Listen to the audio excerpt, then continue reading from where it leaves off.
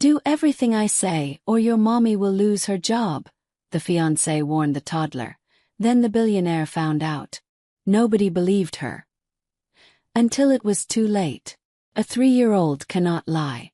They don't know how. They don't know what's at stake. They don't understand power, or money, or fear. But they feel everything. Every threat. Every cold voice. Every moment an adult weaponizes their innocence. Something happened in that mansion. Something a grown woman said to a child who couldn't even tie her own shoes. A warning. Delivered in a whisper. Behind a closed door.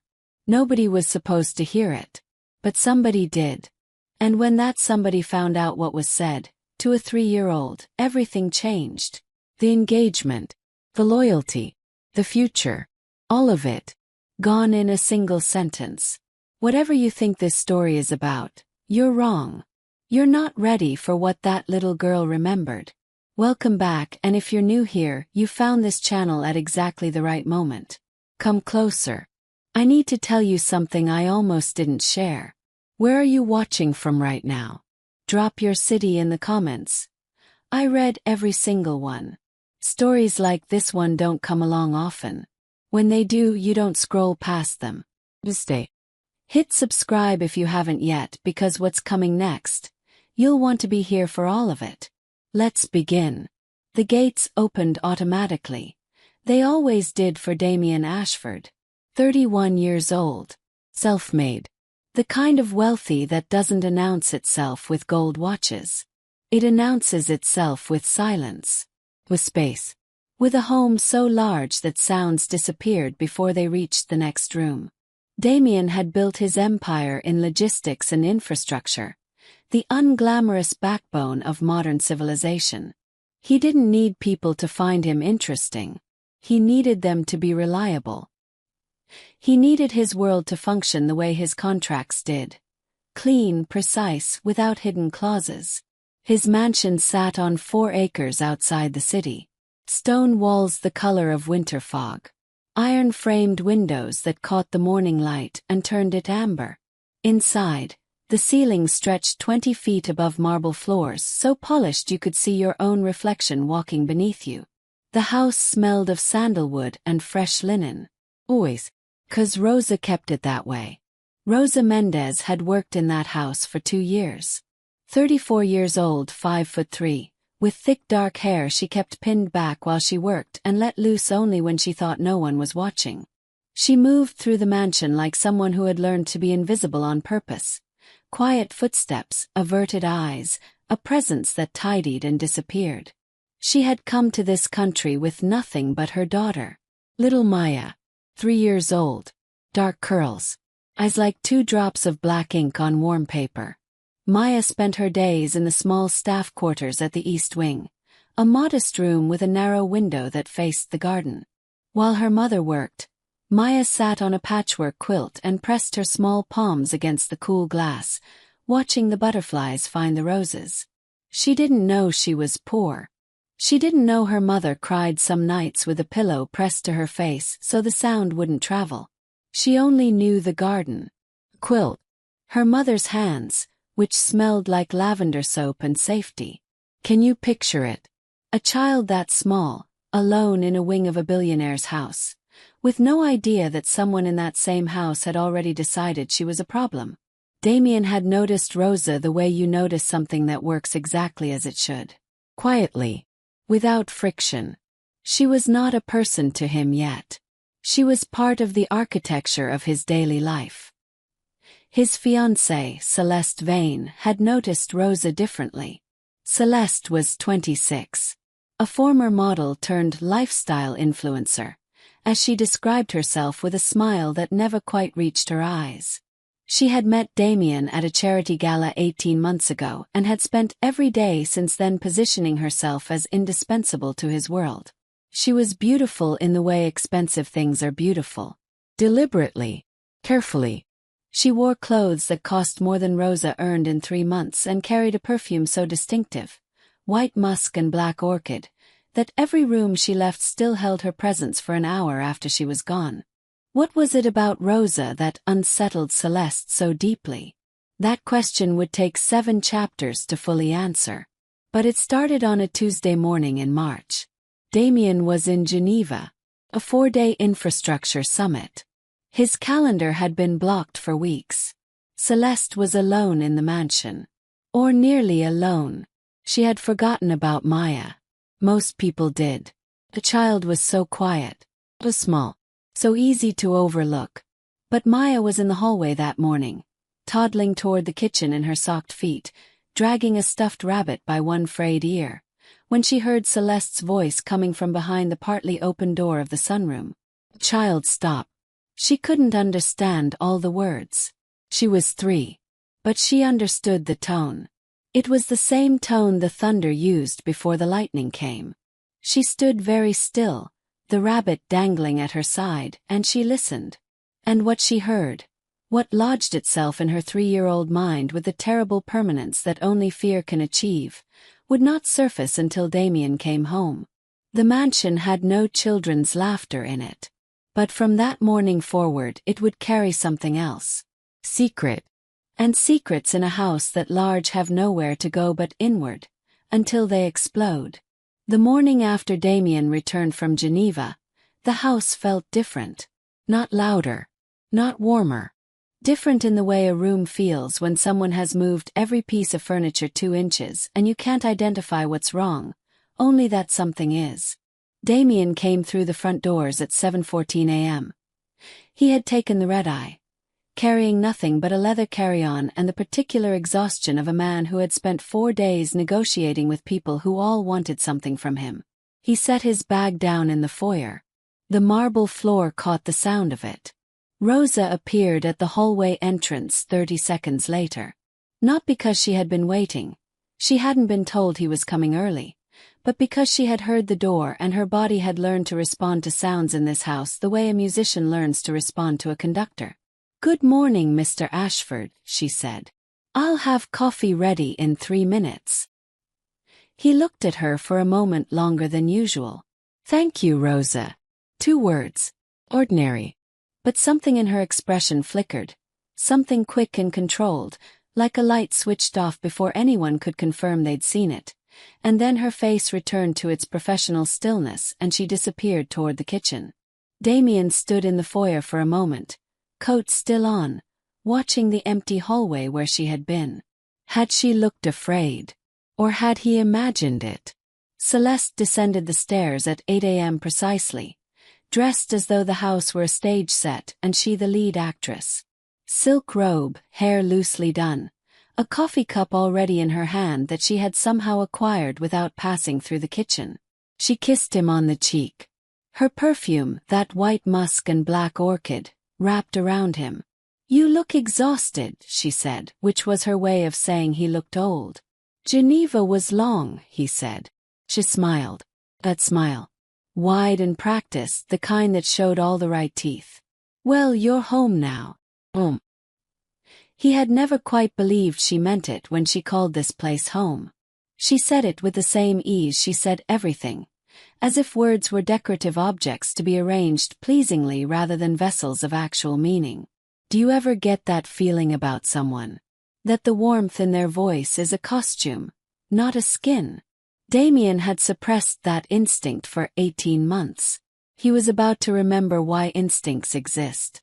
At breakfast, he noticed Maya for the first time in weeks. The child had been brought to the kitchen by Rosa, who was attempting to balance her daughter's morning routine with the preparation of Damien's meal. Maya sat on a small wooden step stool near the kitchen island, eating toast cut into triangles, her stuffed rabbit propped against the toaster. Damien watched her from his seat at the head of the dining table, visible through the kitchen archway. "She's gotten bigger," he said. Rosa looked up. "Yes. They grow fast. How old is she now?" 3 last month. He nodded, sipped his coffee, watched the child press both palms flat on the countertop and push herself upright to reach a piece of toast that had migrated. There was something deeply uncomplicated about a child that age. Something that made you aware, by contrast, of how many complications surrounded you in adult life. Celeste, who had been scrolling her phone at the other end of the table, didn't look up. Not at him. Not at Maya. But her jaw tightened. Barely visible. A millimeter, maybe less. Damien didn't see it. But Rosa did. She saw it the way prey learns to see the stillness in a predator just before movement. She picked Maya up quietly, said something soft in her daughter's ear, and carried her back toward the east wing. Maya looked over her mother's shoulder as they left the kitchen. She looked directly at Celeste. And she said nothing. Because Maya, at 3 years old, had already learned something that most adults spend decades trying to unlearn. Some people you don't make eye contact with. Some people you simply wait to leave. What is it that a child sees in someone that an adult in love cannot? That question lived in the East Wing all morning, quiet as a bruise. By afternoon, it would begin to make itself known. Because Damien Ashford was about to have a conversation with a 3-year-old that would unravel 18 months of carefully constructed lies. He found her in the garden. This was the twist no one saw coming. Not Rosa, not Celeste, and least of all Damien himself. He had gone outside after lunch, needing air, needing that particular silence that only open space provides. The garden behind the mansion was Rosa's domain as much as anyone's. She maintained it with the same quiet diligence she applied to everything, and in the far corner near the rose bushes, he found Maya sitting cross-legged in the grass. She was talking to her rabbit. Fully, seriously, with the complete conviction of a child conducting important business. Damien stood for a moment at the garden's edge, watching. He did not announce himself. He wasn't sure why. Something about the moment felt fragile in a way he didn't want to disturb. Then Maya looked up. No alarm in her eyes. No instinct to hide. Just recognition. Man, she said. Because Mr. Ashford was beyond her architecture of language. Hi, Damien said. He walked slowly across the grass and lowered himself to sit on the stone bench nearby. Not crowding her, not looming. At her level, approximately. The way you approach a small animal you don't want to frighten. Is that your rabbit? He asked. Maya held it up for inspection. Bunny. Good name. She considered him seriously. Then she went back to her conversation with the rabbit. Damien stayed. He didn't fully know why. The garden smelled of damp earth and early roses. A bird was working through a repetitive call somewhere in the cypress trees. The afternoon light fell at an angle that made everything look slightly more meaningful than it probably was. After a few minutes, Maya said something. Mo voice. Usual. The way children deliver devastating information, without the weight they don't yet know it carries. Lady said Mama lose her job. Damien went still. What lady? He said. Very carefully. The way you handle something that might break. Maya looked at him. Pretty lady. With the smell. White musk. Black orchid. The breath left his lungs with a slowness that felt like something being dismantled. He kept his voice even. Whoa. The tone you use when you need a child to keep talking. What else did the pretty lady say? Maya hugged her rabbit. Do what she say, Maya said. Or Mama go away. The garden was very quiet. The bird in the cypress trees had stopped.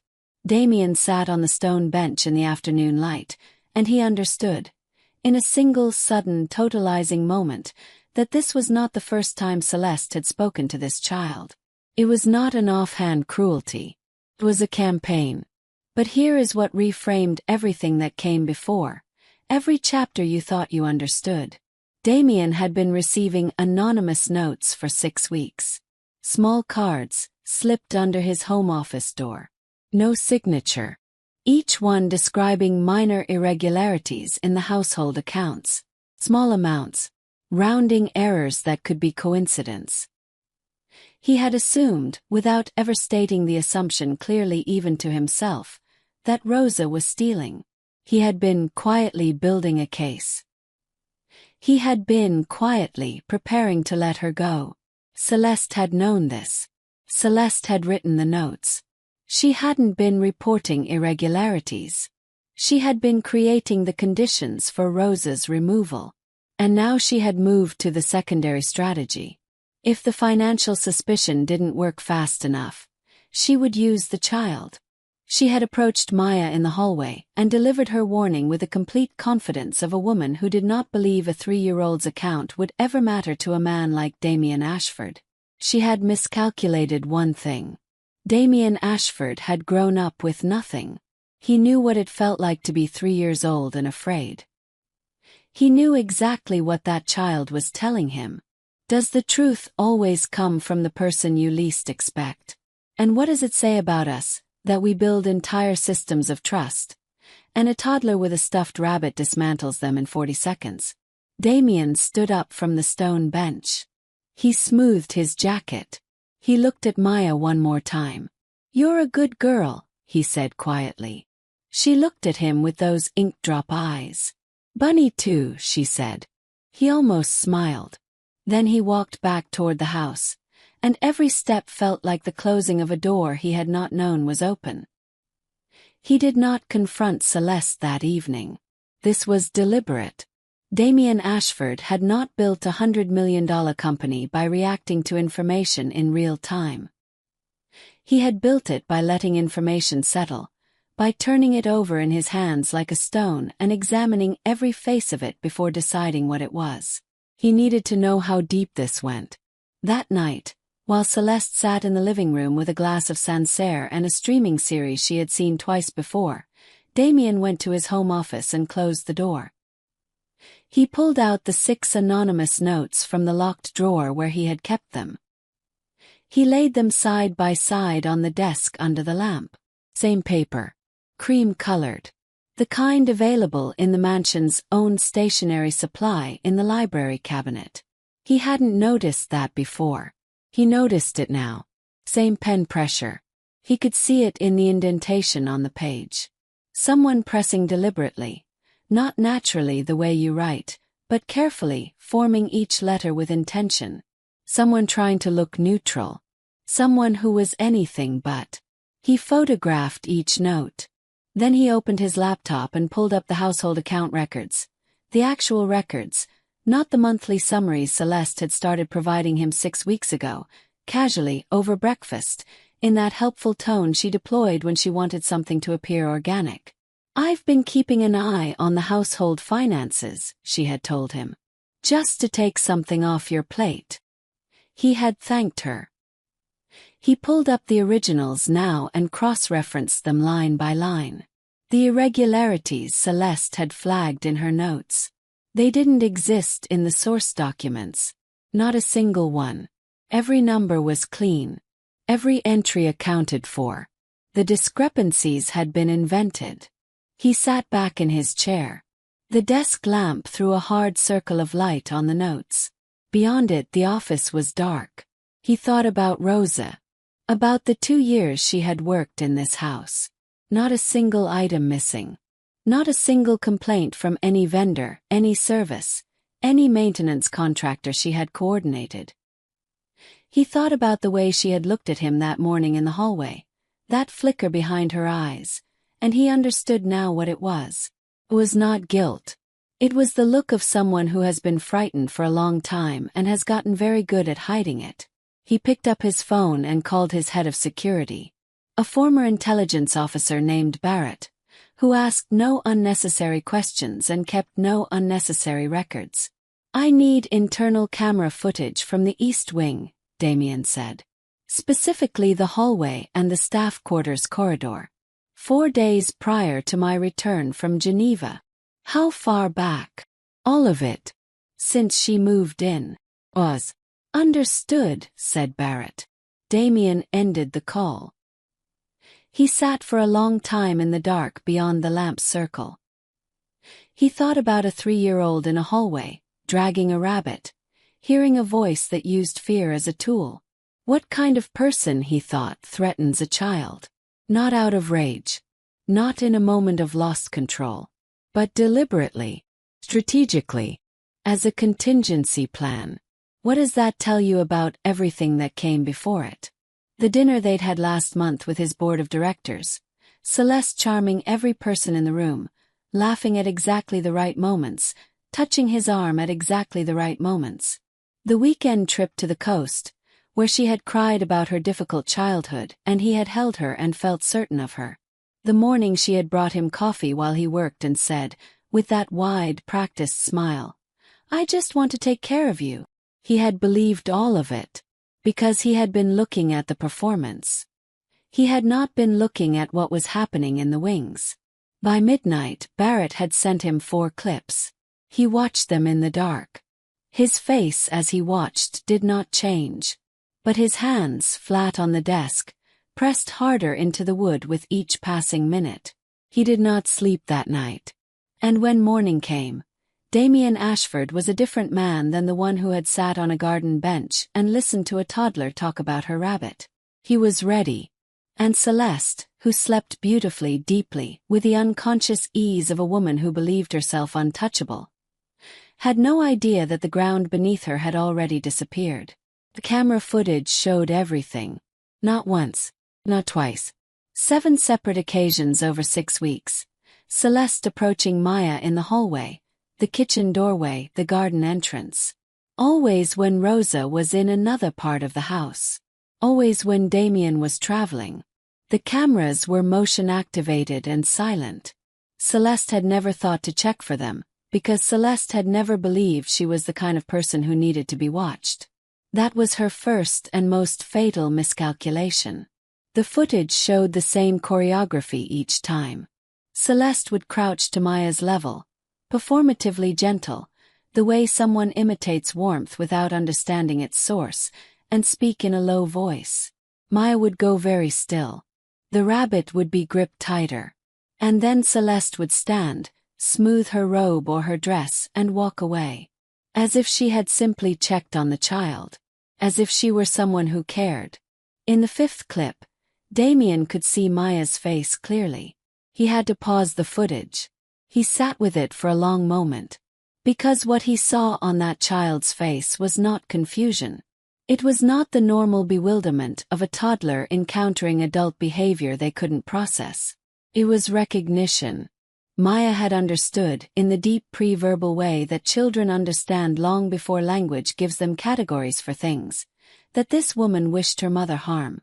And she had been carrying that knowledge alone. For 6 weeks.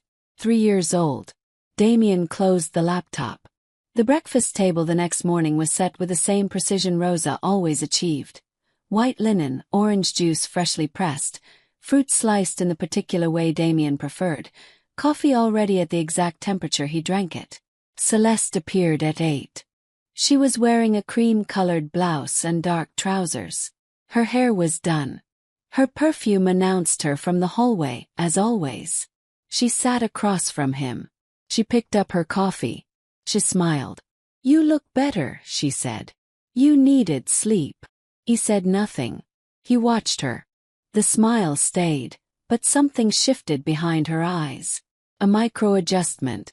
The tiniest recalibration of a person who has built their survival on reading rooms. "Is everything okay?" she said. "I've been thinking," Damien said, "about the household accounts." The smile didn't move. But her fingers, wrapped around the coffee cup, went white at the knuckle. "I've been comparing the notes you gave me against the source documents." Silence. "They don't match, Celeste." Her expression did something extraordinary then. It cycled, in less than 2 seconds, through 5 separate configurations. Surprise. Confusion. Concern. And finally, landing on the one she had always found most effective. Wounded innocence. "I don't understand what you mean," she said softly. "I was only trying to help." "I know," he said. "I know exactly what you were trying to do." She put her cup down. "Damien, I spoke with Maya." The wounded innocence dissolved. Not slowly. Not in stages. All at once. Like a mask that had been glued to a face and removed too quickly, taking the surface with it. What was underneath was not rage. Not panic. It was calculation. Even now. Even caught. The machinery behind her eyes was still running, still searching for the angle, the reframe, the version of this she could survive. "She's 3 years old," Celeste said. "She doesn't understand what she—" "I also reviewed the security footage." The machinery stopped. "Do you know what real exposure looks like? Not guilt. Not remorse. It looks like a person realizing, for the first time, that the story they have been telling cannot be told anymore. That the audience has left. That the stage is empty." Celeste sat very still in the morning light. Her perfume, white musk and black orchid, hung in the air between them. "You were going to have Rosa fired," Damien said. "And you used her 3-year-old daughter as leverage to keep her compliant while you built the case." "It wasn't. You whispered threats to a toddler, Celeste." The words landed in the room like stones dropped into still water. She said nothing. "A child who can't tie her own shoes," he said. "Who has a stuffed rabbit named Bunny. You looked her in the eyes and told her that if she didn't do what you said, her mother would lose her job and go away." Celeste's jaw tightened. "You don't understand the position I was in," she said finally. Her voice had changed entirely now. The warmth was gone. The practiced softness gone. What remained was something colder and more honest than anything he'd heard from her in 18 months. "She looks at you like you belong to her. Like you're her. She's my employee. She's in love with you." The accusation sat between them. Damien looked at her steadily. "Even if that were true," he said quietly, "your answer was to terrorize her child." Celeste had no response to this. 'Cause there was none. What do you do when the story you've been building collapses? Not because someone found a hole in the plot, but because they found the foundation it was built on and realized it was never real. She reached for her coffee cup again. Old reflex. Something to do with her hands. He stood up from the table. "I'll need you to be gone by this evening," he said. "My attorney will be in touch about the engagement." He walked away from the table. Celeste sat alone in the morning light, in the house that had never been hers, wearing perfume that had never quite masked what she was. And in the East Wing, Rosa was helping Maya pull on small rubber boots for a walk in the garden, not knowing that the ground had shifted, not knowing that the threat had just been removed, not knowing that the man she worked for had spent the night dismantling an architecture of cruelty, brick by brick, because a 3-year-old had told him the truth. What does it take for us to finally see the person standing right in front of us? And what do we lose in all the time we spend looking the other way? He knocked on the door of the East Wing at 10 a.m. This had never happened before. In 2 years of Rosa working in the mansion, Damien Ashford had never come to the East Wing. Staff came to him. That was the architecture of the relationship. Invisible, unspoken, maintained by mutual understanding of the way things were. Rosa opened the door. She was in her work clothes, gray trousers, white-collared shirt, but her hair was down, the thick dark curtain of it falling past her shoulders. She had not yet pinned it back. It was still early. She looked at him with a complete absence of expression. Not blankness, not fear. Something more complex. The face of a person who has been preparing for bad news for so long that its arrival registers as familiar rather than shocking. "Mr. Ashford," she said. "May I come in?" She stepped back. The room was small and warm. Maya was on the patchwork quilt in the corner with her blocks, building a tower that kept collapsing and being rebuilt with perfect toddler patience. The room smelled of coffee and something baked. Banana, he thought. Or perhaps plantain. Maid. Modest. Real. "Sit down, please," Rosa said. She did not answer. Something in her had shifted. He sat on the edge of a wooden chair near the small table. She remained standing. "I owe you an apology," he said. She said nothing. Waited. "For the past 6 weeks I received anonymous notes suggesting irregularities in the household accounts. I was building toward a decision about your employment." Rosa's expression did not change. "I know," she said. He looked at her. "You knew." I suspected. The questions you started asking about receipts. The way the third-party accounts were being reviewed. She looked at him with a steadiness that he found, suddenly, remarkable. I assumed it was only a matter of time. You didn't say anything. What would I have said? The question landed like something true. What could she have said? Someone is lying about me. The notes aren't real. I have no evidence, only my word. In a house belonging to a billionaire, against an accusation seemingly corroborated by financial records. What would her word have weighed? She had known this. She had stayed anyway. Because she had nowhere else to go that was safe for Maya. Because the job, even under threat, was still protection. Because some kinds of powerlessness require you to stand very still and wait for something outside yourself to change. The notes were fabricated by Celeste, he said. Something moved in Rosa's face. Not surprise. Confirmation. She came to Maya, Rosa said. I know. I saw the footage. Maya told me. Rosa looked at her daughter, who had stacked 3 blocks successfully and was regarding them with enormous satisfaction.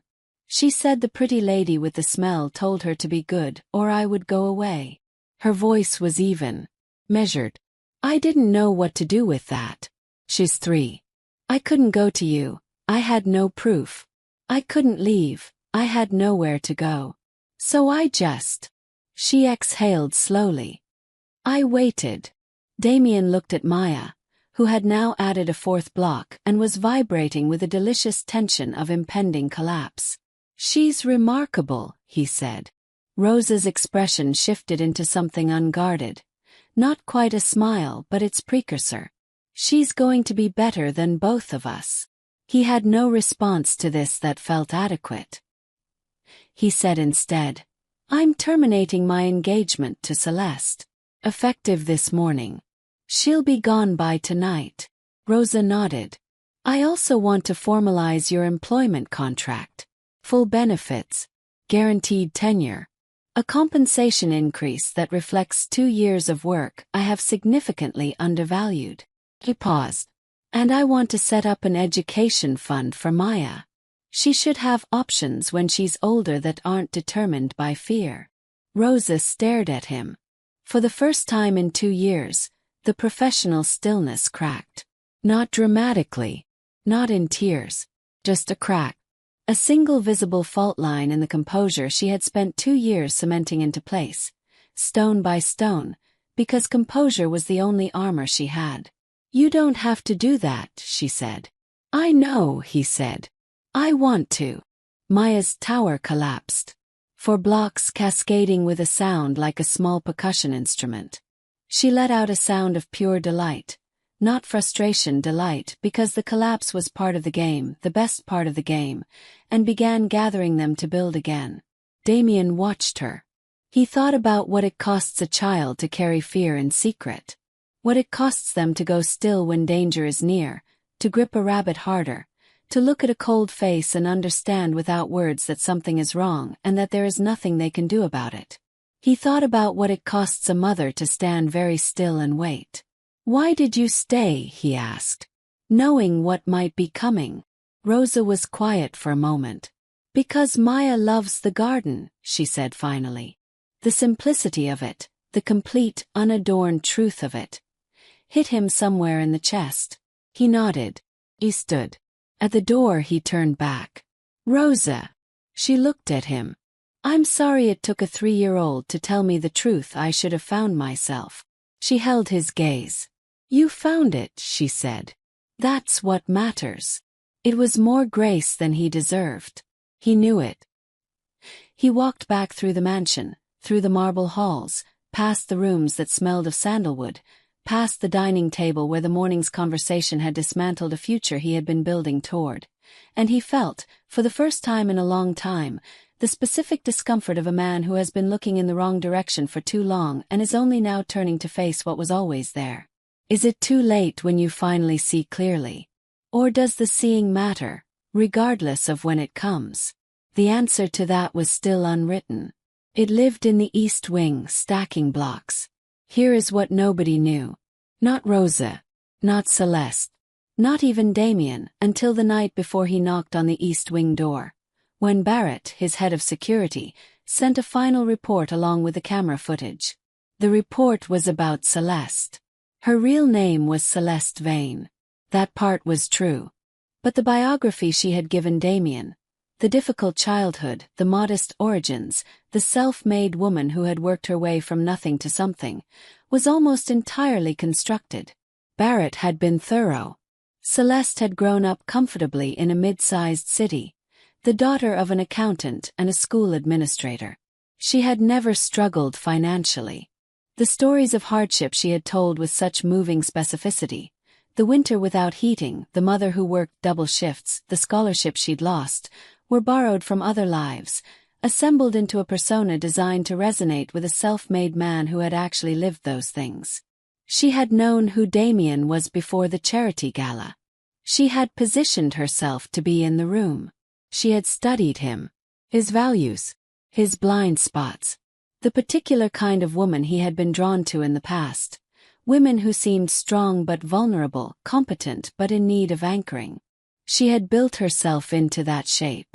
But here was the final truth, the one that changed the entire story. Celeste had not targeted Rosa out of jealousy alone. Rosa had recognized her. Not consciously, not immediately, but from somewhere, from the accumulated data of a life spent reading rooms and people, Rosa had recognized something in Celeste that did not add up. And she had, without quite knowing she was doing it, begun leaving small markers of this recognition in her behavior.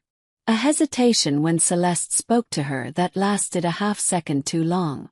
A silence in response to certain questions that said more than words would have. An absence of the complete deference Celeste needed from the people around her to feel secure in her performance. Rosa had not been trying to expose her. Rosa had simply been honest. And honesty, to someone performing constantly, is the most threatening thing in the world. The campaign to have Rosa fired, the false notes, the financial fabrications, the threats to Maya, had not been launched primarily out of jealousy. It had been launched out of terror. Celeste was afraid that Rosa saw through her. And she was right. When Damien told Rosa this, when he sat with her in the small warm room a week later, after the dust had settled and Celeste was gone and the engagement ring had been returned through an attorney, Rosa was quiet for a long time. Then she said, "I didn't know what I was seeing. I just knew something was wrong." "You didn't say anything." She looked at him steadily. "Would you have listened?" The question did not require an answer. They both already knew it. He had not been listening. He had been looking at the performance. He had been so certain that the story Celeste told about herself was true because it matched the story he wanted to believe, that people who claimed to have struggled were honest, that people who claimed to be vulnerable could be trusted with his own. He had been using her story as a mirror. And she had known this. And she had held the mirror exactly right. Until a 3-year-old walked into a hallway in her socked feet, dragging a rabbit named Bunny, and heard a voice that didn't know it was being witnessed. This is the final truth. Not that Celeste was calculating. Not that Rosa was innocent. Not that Damien was foolish. The final truth is this. The person with the least power in that house, the smallest, the youngest, the one everyone overlooked, was the only one in a position to see everything clearly. Because she had no performance to maintain. Because she had no investment in any version of events being true. Because she was 3 years old and she only knew one register. Real. Maya never understood what she had done. She went back to her blocks, her rabbit, her garden, her mother's hands that smelled of lavender soap. She would grow up in that house with a different foundation than the one she'd been born into. An education fund that would open doors her mother had never been able to reach.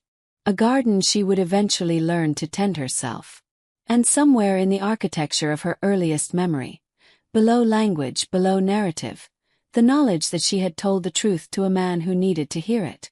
She had not been believed because she was credible. She had been believed because Damien Ashford, finally, was listening. That is the whole story. And it was always about that. Some people spend years building a version of themselves so convincing that even they forget it's constructed. And sometimes it takes the most honest person in the room, someone with no language for deception, no vocabulary for strategy, no ability to lie even when lying would be safer, to cut through every layer of it. Maya didn't save her mother with courage. She didn't have a plan. She simply told the truth, the way children do, without knowing its weight. And it was enough. It is always enough. The real question, the one I want you to carry with you when you close this video, is this: who in your life has been trying to show you something true? And what story have you been too busy believing to hear them? Drop your answer in the comments. I read every single one. And if this story moved you, hit that like button. It tells the algorithm that stories like this deserve to be found. Subscribe so you don't miss what's coming next. Because the next story starts with a locked door and a child who remembers everything. Stay close.